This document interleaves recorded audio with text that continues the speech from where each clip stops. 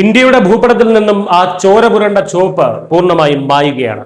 ഭീകരതയുടെ ചെങ്കൊടി പാറിയിരുന്ന കാടുകളിൽ ഇനി അഭിമാനത്തോടെ നമ്മുടെ ത്രിവർണ്ണ പതാക പാറിപ്പറക്കും.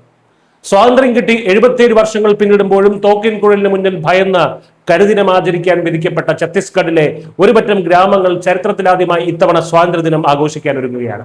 ഇത് നവഭാരതത്തിന്റെ ചരിത്രത്തിലെ എക്കാലത്തെയും വലിയ ആഭ്യന്തര സുരക്ഷാ വിജയമാണ്.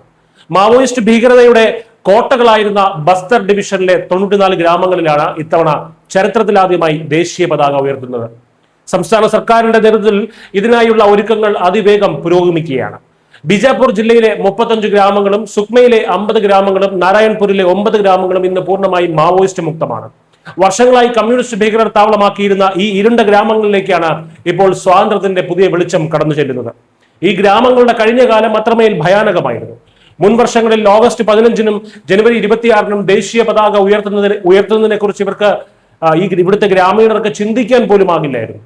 ദേശീയ ആഘോഷങ്ങളെല്ലാം ബഹിഷ്കരിക്കാനും പകരം കരിദിനമായി ആ ദിവസങ്ങളെ ആചരിക്കാനുമായിരുന്നു സായുധരായ മാവോയിസ്റ്റുകൾ തോക്കിൻ മുനയിൽ നിർത്തി ഗ്രാമീണരോട് ആഹ്വാനം ചെയ്തിരുന്നത്. നമ്മുടെ ദേശീയ പതാക ഉയർത്താൻ ശ്രമിച്ചവരെ പോലും നിഷ്കരുണം കൊലപ്പെടുത്തിയ ചോരപ്പുഴയുടെ ചരിത്രമാണ് ഈ കാടുകൾക്ക് പറയാനുള്ളത്. എന്നാൽ മോദി സർക്കാരിന്റെ ശക്തമായ ഇച്ഛാശക്തിക്ക് മുന്നിൽ മാവോയിസ്റ്റുകളുടെ നട്ടല്ലൊടിയുന്ന കാഴ്ചയാണ് ഇന്ന് രാജ്യം കാണുന്നത്. രാജ്യവിരുദ്ധ ശക്തികൾക്കെതിരെയുള്ള കേന്ദ്ര സർക്കാരിന്റെ സീറോ ടോളറൻസ് നയവും സംസ്ഥാനത്തെ പുതിയ ഭരണകൂടത്തിന്റെ കൃത്യമായ ഇടപെടലുകളും ഭീകരരെ വേരോടെ പിഴുതെറിയുകയാണ്.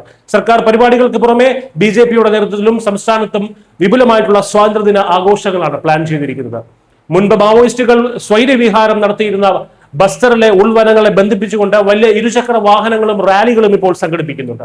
വെടിയുച്ചകൾക്കും വിലാപങ്ങൾക്കും പകരം ആ ഗ്രാമങ്ങളിൽ ഇനി ജനങ്ങൾ അഭിമാനത്തോടെ ദേശീയ ഗാനം ആലപിക്കും. തോക്കുകൊണ്ട് രാജ്യത്തെ വെട്ടിമുറിക്കാമെന്ന് പകൽക്കിനാവ് കണ്ട രാജ്യവിരുദ്ധർക്കുള്ള ഏറ്റവും വലിയ അന്ത്യശാസ്ത്രം കൂടിയാണത്. ഭയമില്ലാതെ അതിലേറെ അഭിമാനത്തോടെ ആ 94 ഗ്രാമങ്ങളും ഇനി ത്രിവർണ്ണ പതാകയെ സല്യൂട്ട് ചെയ്യും.